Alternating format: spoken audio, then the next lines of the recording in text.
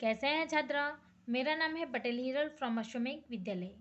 आगे हमने हिंदी विषय में पाठ 4 और पाठ 5 में पुनरावर्तन में अभ्यास किया था। अब हम पाठ 6 में अभ्यास करेंगे। तो यहाँ एक कविता दी गई है, हमने आगे भी सीखी थी, तो उसको हम फिर से दोहराएंगे। बुलबुल गुनगुन करती, बुलबुल गुनगुन करती, सुजाता कुसुम चुनती, सुजाता कुसुम चुनती, मुर्गी दाना चुगती, मुर्गी दाना चुगती, सुनीता ठुमक ठुमक चलती, सुनीता ठुमक ठुमक चलती। यहाँ क्या है? बुलबुल पक्षी है। बुलबुल क्या करता है? गुनगुन यानी गीत गाता है। सुजाता कुसुम चुनती यानी कुसुम यानी फूल। सुजाता जो है वो फूल को चुनती है यानी तोड़ती है।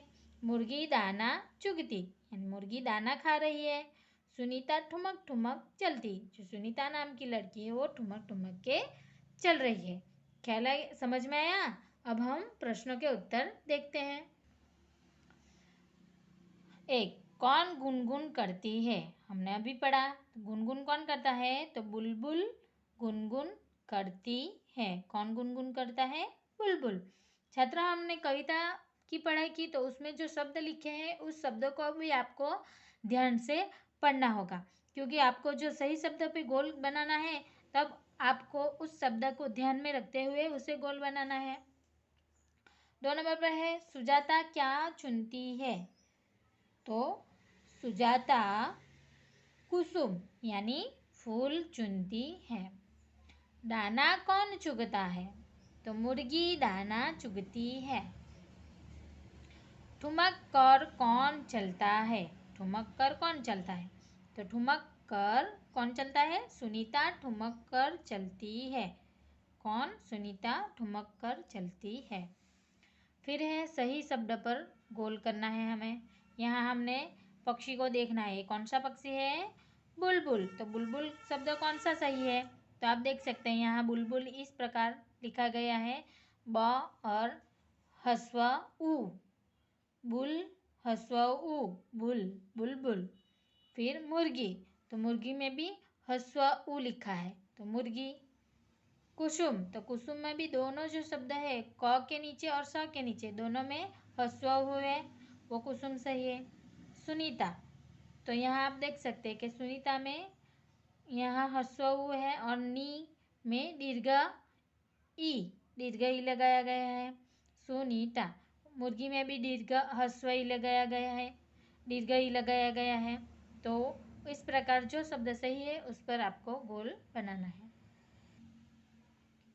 फिर है ह्रस्व उ मात्रा शब्दों पर गोल कीजिए। यहाँ ह्रस्व उ वाले जो मात्रा है उस शब्द पर आपको गोल बनाना है।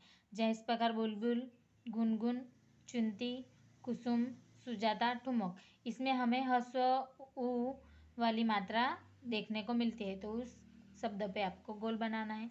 फिर सही शब्दों का मिलान करें, जैसे बुलबुल, गुनगुन, सुजाता, कुसुम, चुगती।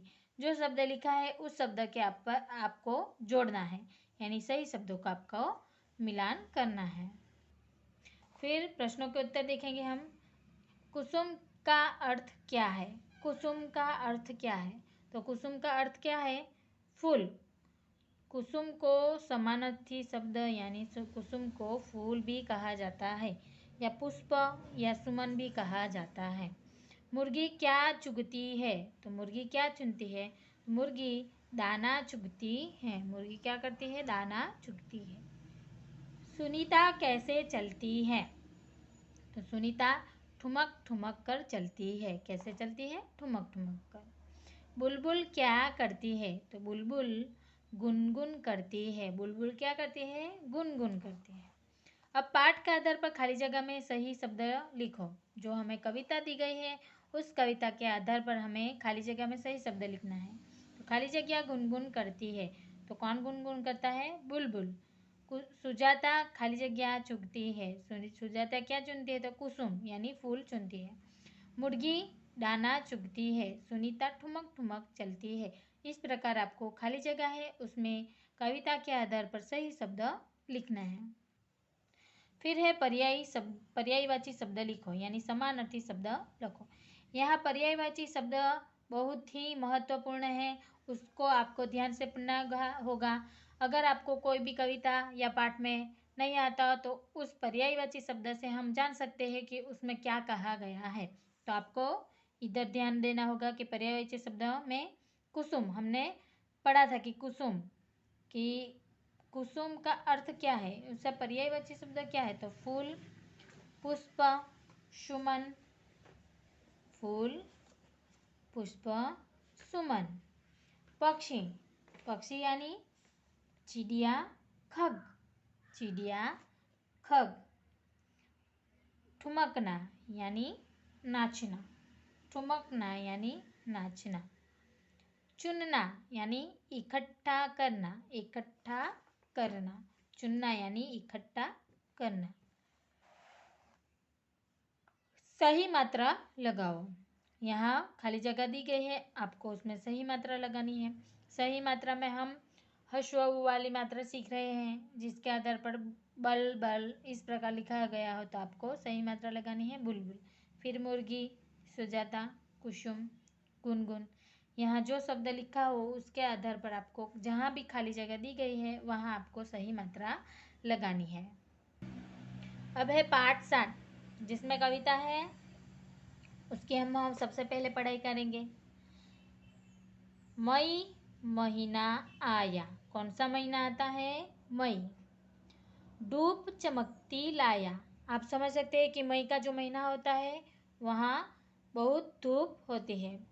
सूरज हुआ आग बबूला, सूरज क्या हो गया है, आग बबूला यानी क्रोधित। फिर भी आया भालू, सूरज गर्मी से व्याकुल है, फिर भी कौन आता है, भालू।